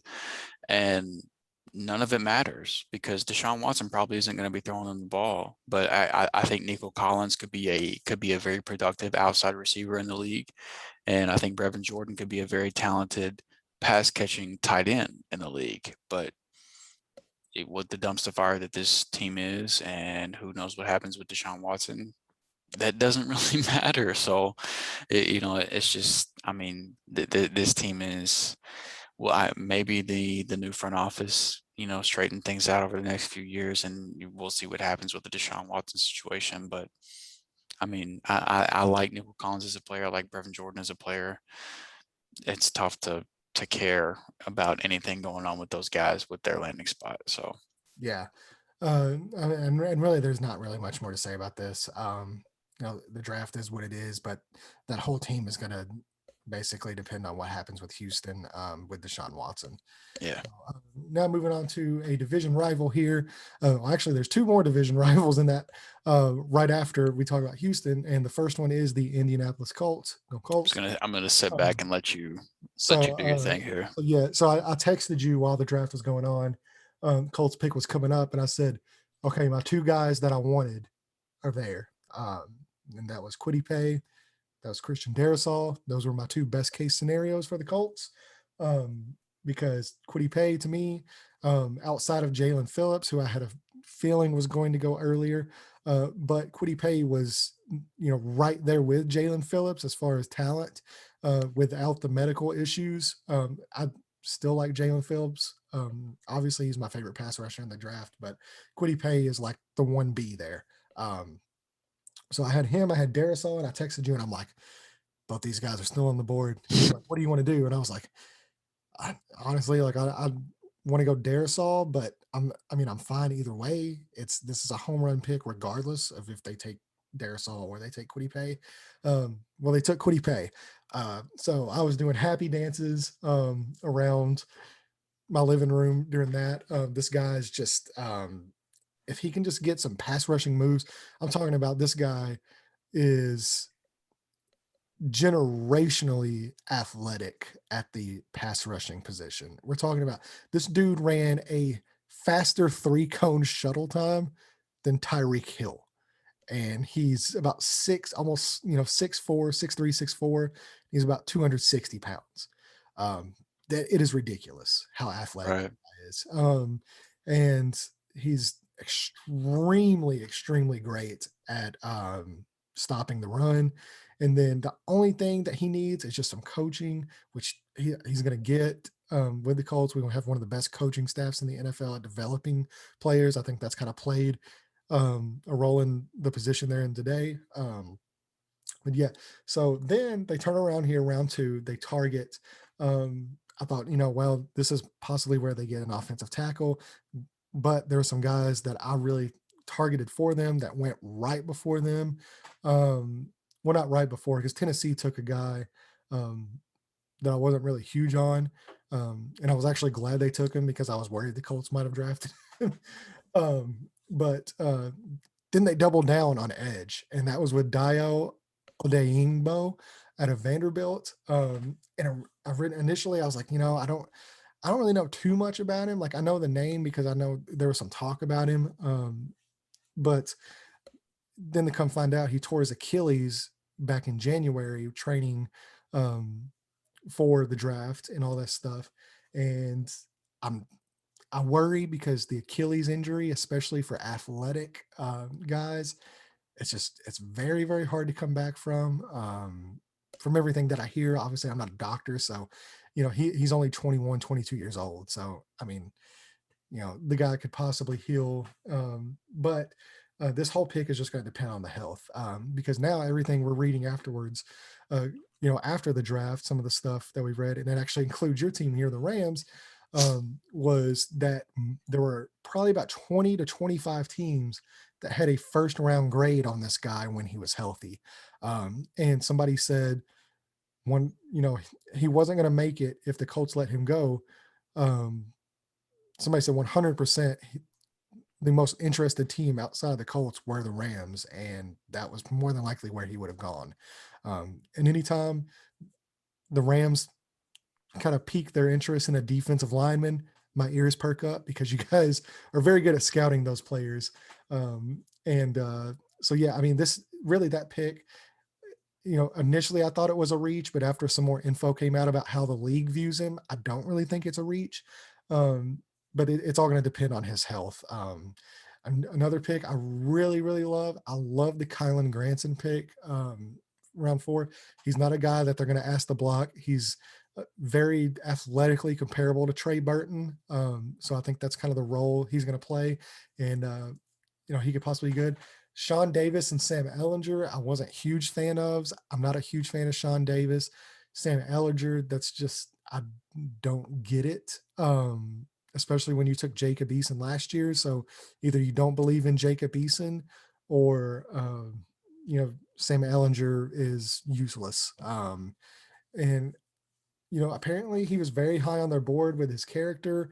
Um, he's got great pocket presence, but outside of that, his arm's not good. He's not super, super accurate. I mean, he doesn't throw a lot of interceptions because he just makes good decisions, but I'm not a huge fan of it. And then the one pick that I'm most excited about outside of the 2 pass rushers in this draft, and I didn't know about him, but I know about him now. I spent basically all night just watching stuff, and that is Michael Strawn. That's how it's pronounced, is Strawn. Um, and he played Charleston. He played at Charleston. It's a Division II program, but he's he was born in the Bahamas. Didn't move to the United States until he was 16. Um, And then when he was 16, he moved to Virginia, which Charleston, the college, is in Virginia, or West Virginia, I should say. And so there wasn't a lot of buzz about him because he just moved to the States. He got a Division II offer, and he basically has just spent the last 2 seasons. They didn't play last year. They didn't play football because of COVID, but he spent the previous couple of years just absolutely sunning dudes in Division II. I'm talking about the year before last year, so 2019, when they did play, the guy had 19 touchdowns. He is 6'5". What did I text you last night? He's 6'5", about 225 pounds, 10-inch hands, has a 7-foot wingspan, and he got clocked at a 4.4, but he said that his unofficial time that he ran before the official time, he ran in the 4.3s. The measurables on this guy are comparable to, I've seen it, to Calvin Johnson, to Julio Jones, and one of your boys, which I mean, I don't know really how you feel about him, but Brian Quick was a guy that he Yeah. compared athletically to. Um, Athletic freak. Yeah. yeah, so I mean, there's some work to be done with his route running. They say he's not very adept at running routes at an NFL level as far as the underneath routes, but he's got very, very strong hands. He doesn't catch the ball, or he does catch the ball. He doesn't drop the ball. To me, I think if this guy played at a Power 5 school, after watching what I watched, and I think the whole reason he didn't play at a Power 5 school was just the simple fact that he was so late moving to the United States that he only played, a year or 2, and then he was in college. Right. And I think if this guy plays at a Power 5 school, he's at the latest a day 2 guy. I I'm just such a big fan, and there's not one player in the Colts draft that I'm rooting for more than Michael Strawn. And I think if they can get him the correct coaching and get his route running up to NFL level, this dude is just going to be an absolute monster. And it's possibly that guy could be the entire steal of the draft. If it hits. But we'll see. But yeah, outside of that, I thought it was a very average draft class. I don't love it. I don't hate it. I love the pass rushing aspect of it because that defensive line with Buckner and obviously Taekwon Lewis, another year of growth. Kamoko Touré's coming back healthy. And then, Ben Banigou, we'll see what he can do. But you add these 2 guys on top of that defensive line, and Grover Stewart, how can I not think of that? That guy's an absolute beast. But yeah, this defensive line is. I saw it described on Twitter by a Titans fan. Actually, he described it as the defensive line from hell. So Yeah, I mean the thing for me, Kwity Paye from mock draft 1.0 to mock draft 3.0, I had him going he 13. yeah, he was the one guy he was my favorite edge defender from this class from 1.0 to 3.0. So for you guys to get him at 21, obviously, I have no problem with that. I love that pick. So that was my one thing to add to the Colts discussion. I love the first round pick. I think, and just, I mean, outside of the skills of the player, Kwity Paye just seems like he's going to be an incredible defender, and he's probably going to win Walter Payton Man of the Year at some point in his career too. I just the type of guy that he is, that it Well, appears to be. yeah, those So are all the type of guys the Colts draft, and that's something that they put a very big premium on is character-driven players. And if you listen to interviews with any of these guys that they drafted, they're all extremely well spoken. They're all extremely humble. They all seem extremely bright as well. And uh, the whole reason the Colts put a premium on that is because whenever you have good character guys that are going to work hard, you can draft talented players all day, but if they don't have that work ethic, you're never going to reach that potential. So if you draft guys like that, there's a much higher chance that they reach that athletic potential and that football potential to where they can be contributors in the NFL. right. So yeah, but yeah, I mean, like I said, thought it was average, didn't love it, but definitely didn't hate it. Some of the players I didn't understand, but then some of the other ones I'm really excited about. So we'll see. Obviously, when it comes to drafting, I'm definitely never going to question Chris Ballard. So yeah, we'll see what happens. So now moving on here to the Jacksonville Jaguars. To me, this was kind of a roller coaster of a draft. They would, take a pick I loved, then they would take a pick I didn't, and then they would take a pick I loved, then they'd take a pick I didn't. So it was very hit or miss. Obviously, the Trevor Lawrence pick, it is what it is. Easiest pick in the draft. Yeah. Yeah, it is what it is. But where I didn't like is the Etienne pick. And Yeah. look, it's got nothing to do with Etienne as a player. It has everything to do with Etienne, one being picked 25th overall, but two, to a team that is already two running backs deep. And which, I mean, let's be honest, I don't think either one of those guys are as talented as Etienne, but at the same time, like, there's just no need for it at that premium position. There were so many Mhm. guys on the board that they could have used. And I don't know if this has something to do with Trevor Lawrence. They want to pair him with somebody that's going to be comfortable for him or not. But I love the player, hated the pick, which is a weird thing to say. Walker Little, I was a big fan of. Really liked that. Um, Andre Cisco, I did not like that. Um, Really? Okay. I like that was one of the picks that I liked, honestly. yeah, I wasn't a huge fan of it, just because there's a lot of inconsistencies with him. Um, I did really like Jordan Smith out of UAB. I thought that was a really good pick. Um, but yeah, like I said, for every pick they had that I really enjoyed, they would, pick another guy that I was just like, well, that's kind of like there were some players on the board there that I thought they should have went in a different direction. Yeah, I mean, the Travis Etienne, my love for him is well documented, but it didn't make sense here with them having James Robinson, with him having the success that he had as an undrafted free agent. Like you have a Pro Bowl player with a cheap contract. Why in the world you would invest a first round pick on a running back? I have no idea. But Trevor Lawrence was an obvious, slam dunk. Um, I mean, I do think Travis Etienne, the player, makes them, a better team from that aspect, but it's just not a place that they needed to go. Yeah, I liked Andre Cisco for them getting him in the third round. Um, I thought that was good value too. Safety was a need for this team. So I like that. But yeah, I mean the whole Travis Etienne thing kind of just threw me through a loop because he was the probably one of, if not the player that I was most excited to see his landing spot. And then for his landing spot to end up being somewhere that didn't really even need running back was disappointing. But at the end of the day, the entire draft class and the entire franchise hinges on Trevor Lawrence being as good as advertised. So that's going to be the one and only thing that anybody looks back on with that team. Right. Yeah, and we'll see, what happens with Urban Meyer as well there. But yeah, so moving on, and this is going to get us at the halfway point, which more than likely because I don't want to record a 6-hour podcast because that's the direction we're headed on. We're going to stop halfway, and then Yeah, this is a good stopping point here. Yeah.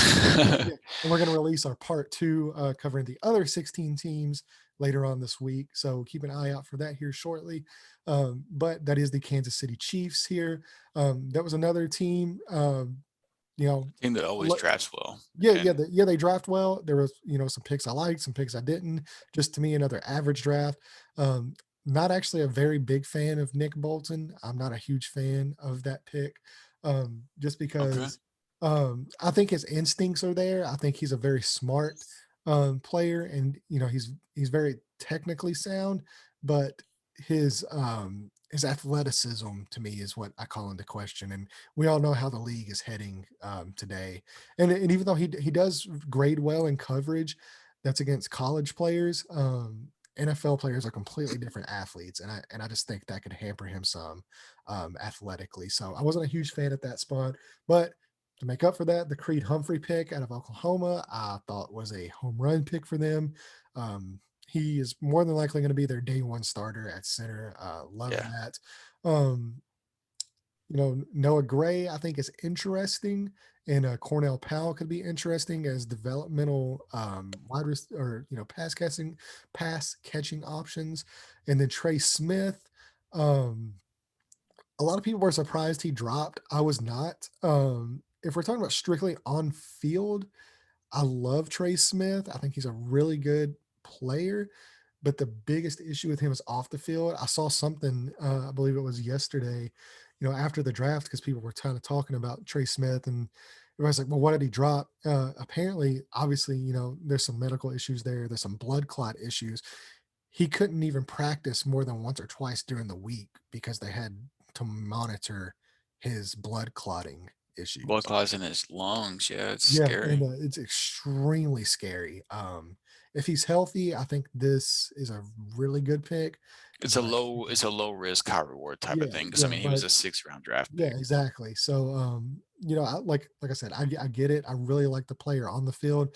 It's just the off the field part of it that worries, and I wouldn't be counting it as a sure thing. That's not. I would kind of be very cautious about parading this pick around as they hit some kind of home run.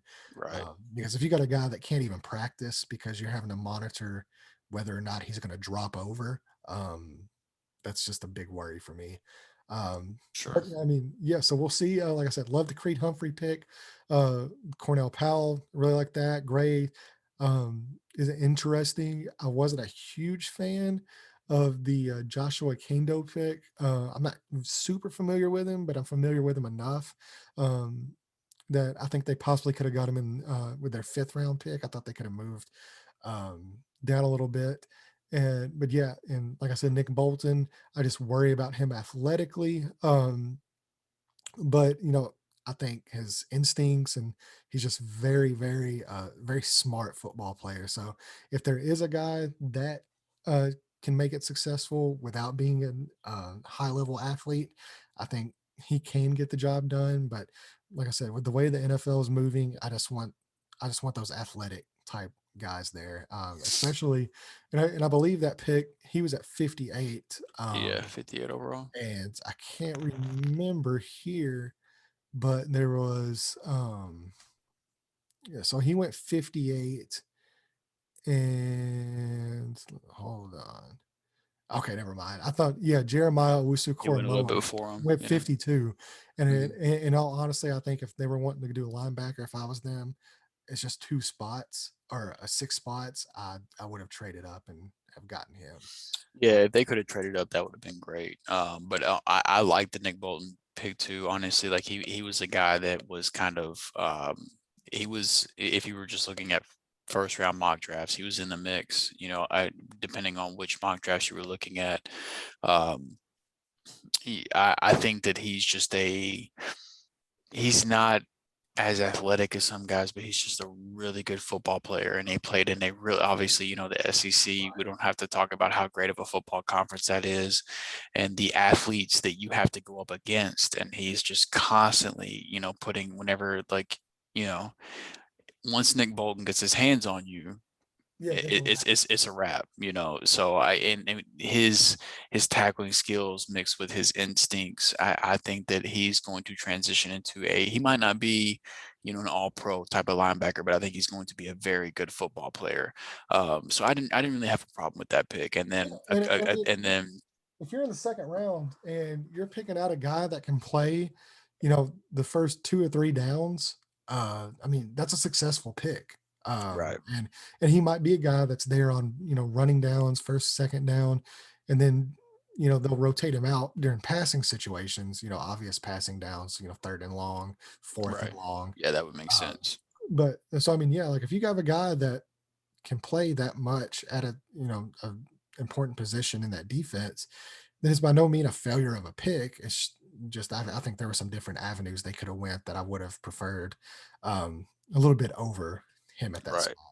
Yeah, and however, their second pick in the second round with Creed Humphrey, I thought Yeah. that was a home run. You know, I can't even remember the team now, but we already talked about a team that drafted a center before Creed Humphrey that I thought he should have easily been the pick that come off the board there. So, you know, Kansas City finding value, offensive line clearly. You know, hey, if you didn't watch the Super Bowl, if you didn't know that the Chiefs needed some help along the offensive line, and you know, between free agency and the draft, they have addressed that. And I think Creed Humphrey, you know, they brought in Austin Blythe, who was a center last year on a cheap free agent deal. But I think that Creed Humphrey has a decent shot to start over him from day one. If he doesn't start over him from day one, you know, I think by the time, you know, midseason, end of season comes around, Creed Humphrey will be the starter there as center for the Chiefs. So that was the big thing for me. I mean, they had 1 4th round selection, a couple 5th round selections, and 1 6th round selection. But those 2 round 2 guys were 2 guys that prior to the draft starting, I was a big fan of. Honestly, both because, again, going back to the whole Rams thing, linebacker and center were 2 positions of need for them going into the draft. So Nick Bolton and Creed Humphrey were 2 guys that I looked at, you know, in depth prior to the draft. And so seeing the Chiefs land both of those guys, and it's just kind of, you know, again, they're just one of those teams where they tend to draft really well. So it's tough to hate what they did. And they've, you know, I think with their 2 2nd-round picks, I think they got 2 guys that can contribute immediately to a team that Right. is, you know, ready to continue to try to win now. So it's not anything that's going to blow you out of the water or anything like Yeah, that. But I and think even late, I think they got a couple really good developmental guys, some really good athletes that they can develop there. So, right. especially Cornell Powell, I think he's a very, very high level athlete. Yep, absolutely. So yeah, I mean, it's kind of perfect to, you know, to end out our first the first half review. I think to end it with this team, who is a team that if you had to pick a team out of the AFC to go to the Super Bowl tomorrow, they're going to be right there at the top of the list. You know, Yeah, once like I said, again. like as weird as it sounds, man, like I'm driving the Browns train, so Yeah, I know, man. It's so weird to say, but the NFL is more fun whenever that's the case. So yeah, for sure. So yeah, we will end it there. That's going to be the first 16 teams in the first half of our part 2 draft recap. We have the other 16 teams coming here shortly. So be on kicking the it off with the Raiders. yeah. Ooh, yeah. What did I send you that message that somebody said, I wonder if Tony Dungy's available to build John Gruden another role. And I was like, oh man, that's brutal. But yeah, Cold so blooded. yeah, so we will kick that off here shortly. So be on the lookout for that. But as always, I'll let Andrew do the closing honors because he's way better at it. Yeah, if you have somehow made it through this like 2.5 hour, just halfway, review of the 2021 NFL draft, first of all, thank you for listening this long. It's greatly appreciated. Any takes you agree, disagree with, don't hesitate to drop them in the comments. If you're listening on YouTube, obviously that's the way to drop the comments, but we're on Apple, on Spotify, anywhere you can find your podcast. We're most likely there. If we're not there, if there's a podcast venue that we're not at where you prefer to listen to your podcast at, let us know and we'll get there. But Apple, Spotify, we're there. YouTube, if you prefer to, watch our ugly mugs talk about this stuff. Obviously, you can find us on YouTube. Make sure to, subscribe to the YouTube channel, like this video if you like the video. And then, of course, whenever you do subscribe to the channel, there's going to be a little bell that pops up. Be sure to click that bell so that you can be notified whenever another video goes up. The usual schedule is Tuesday mornings. A new video is going to come up every week. So, be on the lookout for those. But yeah, if you've made it this deep into a half league review of the NFL draft, clearly either something's wrong with you or you like what you heard. So, any support we can get, we appreciate. I mean, we're two guys that love to sit around and talk about sports. So even if you just want to press play and then leave your phone in another room, I will gladly take the click. So. Yep. The clicks help. Hey, and we didn't even hand out grades, so like we're not even doing the clickbait thing. So support the guys that don't bite into the clickbait. So that's what we're here for. Yeah, and I mean it's been proven now that we're more accurate guys that do the clickbait. So yeah. What are you waiting for? Science. Yeah, exactly. So I appreciate you guys listening, and we will see you again this week with our part 2. Have a good one. Thank you guys so much.